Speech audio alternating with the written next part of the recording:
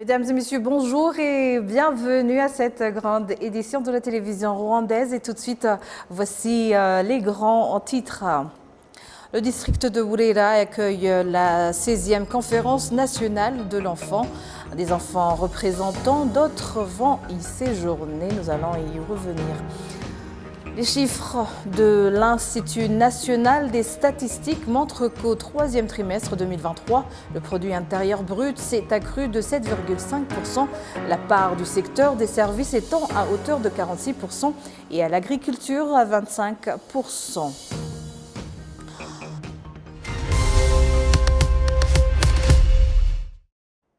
Bienvenue à ce journal.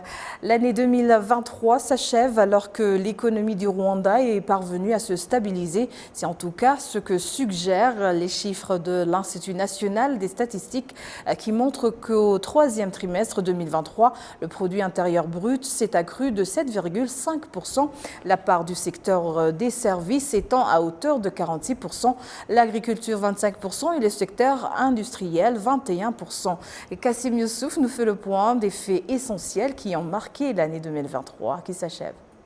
La hausse des prix des produits alimentaires en particulier a été très remarquée en 2023. La bonne nouvelle cependant, c'est que l'année s'achève alors que les prix de certains denrées de base ont commencé à diminuer. Les chiffres de l'Institut national des statistiques révèlent que le taux d'inflation en novembre 2023 était de 9,19%, alors qu'à la même période en 2022, il était de 23%. La Banque nationale du Rwanda indique qu'il y a espoir qu'en 2024, le taux d'inflation sera aux alentours de 5% et précise que normalement, il ne devrait pas dépasser 8% en cas de hausse des prix ou chuter en dessous de 2% lorsque les prix baissent, ce qui présage un pouvoir d'achat plus maîtrisé. Il est vrai que l'inflation a comme effet un effet négatif sur le pouvoir d'achat de tous les citoyens. Nous avons vu, comme je l'ai expliqué précédemment, que l'inflation est en baisse et que nos projections pour l'année prochaine, nous aurons une inflation aux alentours de 5%. Et donc ça donne un espoir sur un pouvoir d'achat plus maîtrisé.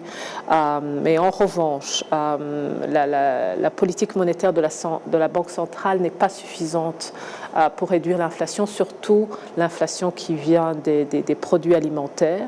Mais vous avez vu plusieurs initiatives du gouvernement pour soutenir le secteur agricole, que ce soit au niveau des subsides pour tout ce qui est engrais, etc., mais aussi de mettre en place des mesures pour combattre les effets du changement climatique. Mais ça, ce sont des mesures à moyen et long terme. Et donc, une combinaison de tous ces facteurs, la politique monétaire restrictive de la Banque centrale, ainsi que l'appui du gouvernement au secteur agricole, auront un effet positif sur la réduction de l'inflation dès 2024. Nous pensons qu'en 2024, l'inflation sera maîtrisée et que ça va contribuer à la stabilisation des facteurs macroéconomiques du Rwanda. L'inflation observée en 2023 s'est produite en même temps que la dépréciation du franc rwandais qui, en novembre, était à hauteur de 16%.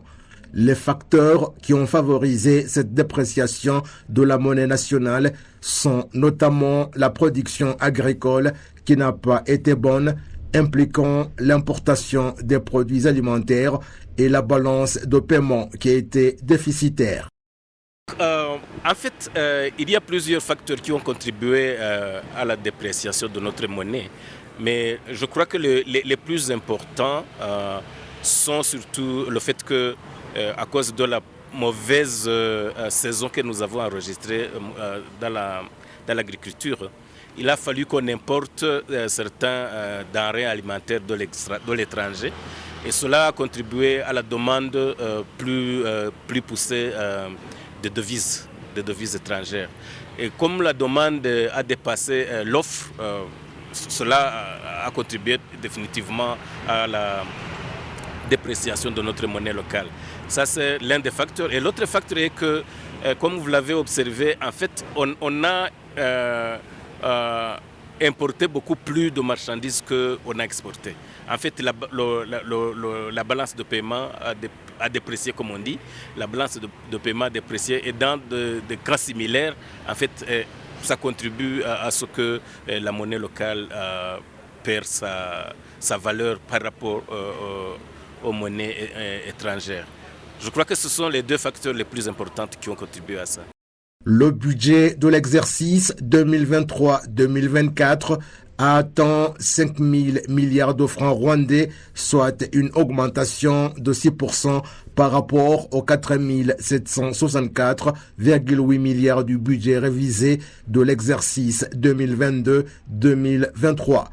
La part des recettes intérieures et des prêts à payer au budget 2023-2024 est de 76%.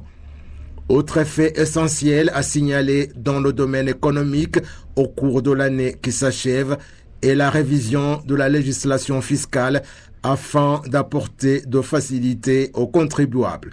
Dans le domaine financier, il y a eu notamment cette année l'émission par la Banque rwandaise de développement des nouveaux bons de trésor de 7 ans liés au développement durable afin d'appuyer des projets de développement des femmes, la construction des logements abordables et l'octroi de crédits aux institutions financières pour investir dans des projets de préservation de l'environnement. Autre effet concerne les efforts que le Rwanda a davantage déployés dans le domaine d'organisation des conférences internationales afin de booster encore plus le tourisme fondé sur des conférences et la consolidation de l'économie fondée sur les services. L'agence rwandaise de développement RDB révèle qu'au cours des 3 premiers trimestres de l'année 2023, les recettes du tourisme ont été d'environ 400 millions de dollars américains, soit une augmentation de 35% par rapport à la même période de 2022. Toujours en tourisme, cette fois-ci fondé sur le sport, le Rwanda a bénéficié au cours de l'année qui s'achève d'un nouveau partenaire dans le cadre de Visit Rwanda, à savoir le club allemand de Bayern Munich, surnommé détenteur du record des titres, club européen le plus titré du XXIe siècle. Le district de Burera accueille la 6e conférence nationale de l'enfant. Des enfants représentant d'autres vont y séjourner. Cette rencontre est organisée par le Centre national pour le développement et la protection de l'enfant. Le récit avec Patrick Nyiridag. Les enfants représentant d'autres participent en district de Burera à la 16e conférence nationale de l'enfant. Cette rencontre a été organisée par le Centre national pour le développement et la protection de l'enfant. Cette conférence vise à voir les pas franchis depuis la dernière rencontre et la mise en exécution des décisions prises lors de cette réunion l'année dernière. À cette occasion, les enfants ont la possibilité de poser des questions, d'échanger des idées et de s'amuser avec de la musique et de la danse. Parmi les 9 conclusions qui ont été tirées lors de la 15e conférence des enfants, il a été indiqué que les enfants avaient suggéré qu'on leur accorde plus de temps pour exprimer leurs opinions et prendre des décisions en famille sur ce programme et que des manuels soient écrits pour enseigner aux parents à mieux communiquer avec leurs enfants. Ils ont aussi demandé que le budget destiné à aider les enfants pour mieux communiquer en vue d'un meilleur accès à l'éducation soit augmenté et que cela servira à sortir beaucoup d'entre eux de la pauvreté.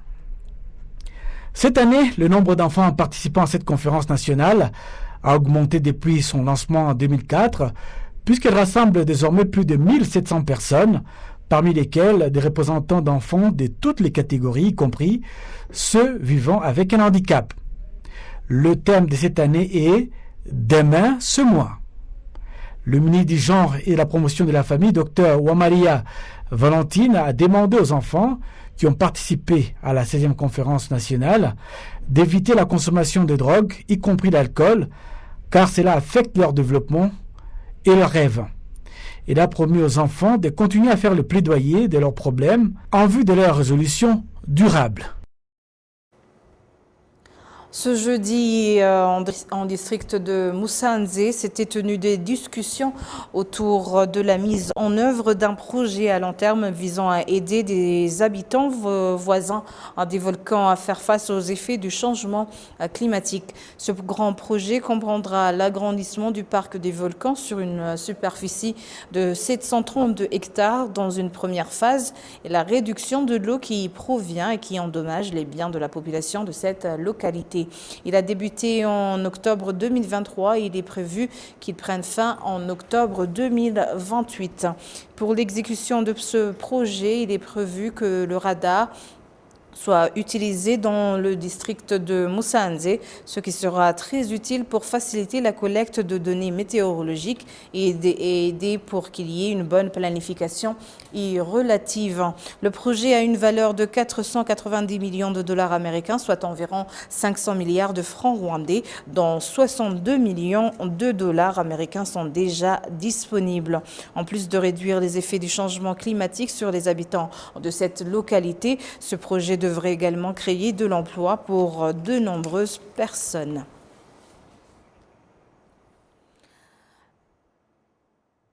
L'année 2023, qui bientôt touche à sa fin, aura été marquée par assez d'activités dans le domaine des investissements au Rwanda. Nombreux sont des étrangers qui ont pris la destination du pays des mille collines à cause surtout du climat favorable aux affaires tant apprécié par les investisseurs étrangers. Jean Damascène Manichimni nous fait revivre l'essentiel de différents événements.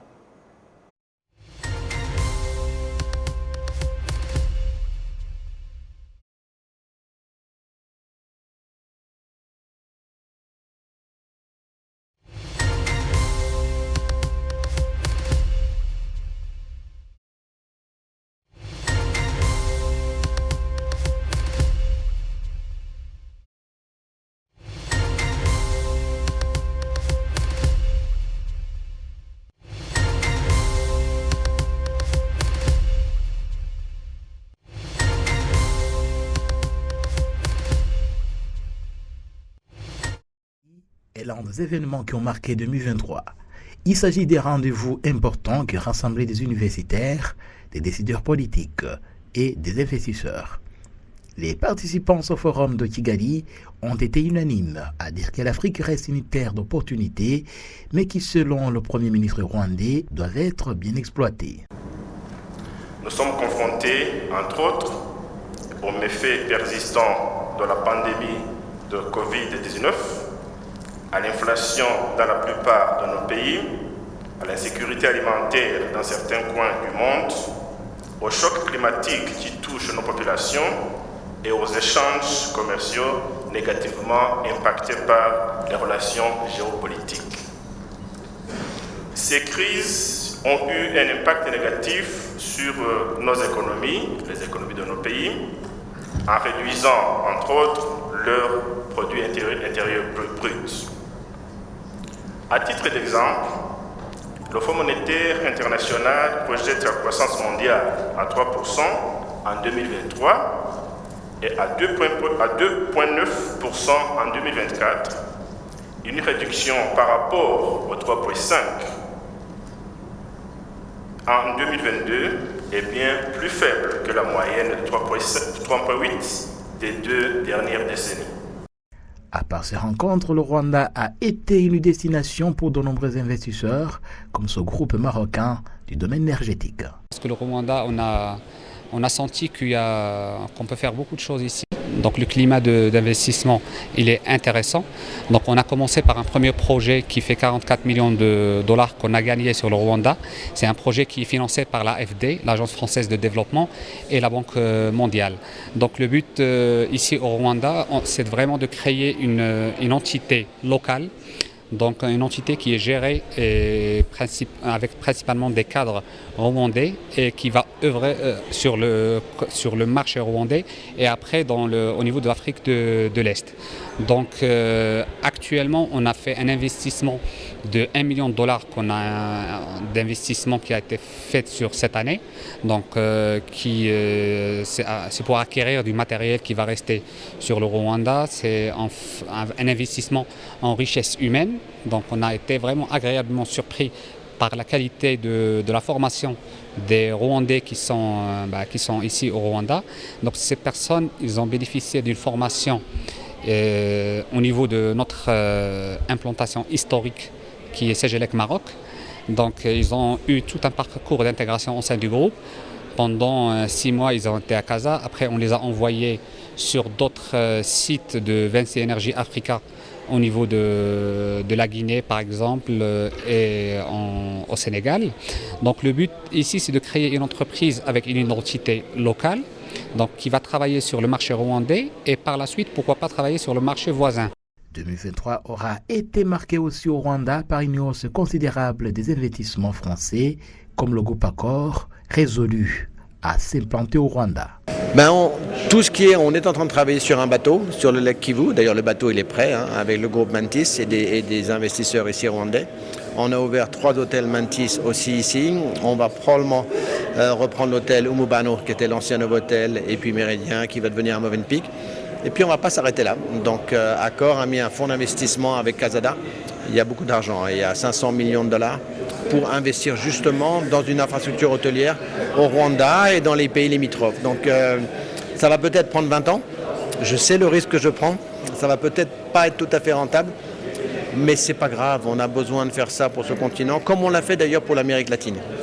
Riche en activités d'investissement, 2023 qui touche bientôt à sa fin aura permis au Rwanda de poursuivre sa lancée vers la réalisation de ses objectifs de développement après la pandémie de Covid-19. Les exposants à la foire organisée par le district de Rubavu se réjouissent d'avoir pu rencontrer des partenaires commerciaux étrangers, mais indiquent en même temps que beaucoup de leurs produits n'ont pas trouvé preneur. C'est la 2e semaine que sur la plage du district de Rubavu accueille une foire des produits Made in Rwanda. Les exposants, principalement ceux qui proposent des produits fabriqués au Rwanda, des vêtements à la nourriture et des boissons, regrettent toutefois que leurs produits n'aient pas été achetés comme ils les souhaitaient. Toutefois, ils se félicitent que cette rencontre commerciale ait permis de rencontrer des clients des pays voisins, ce qu'ils ont apprécié et leur a permis de passer des commandes. Ce salon a connu la participation de 161 exposants rwandais et 9 exposants étrangers et devrait se terminer ce vendredi.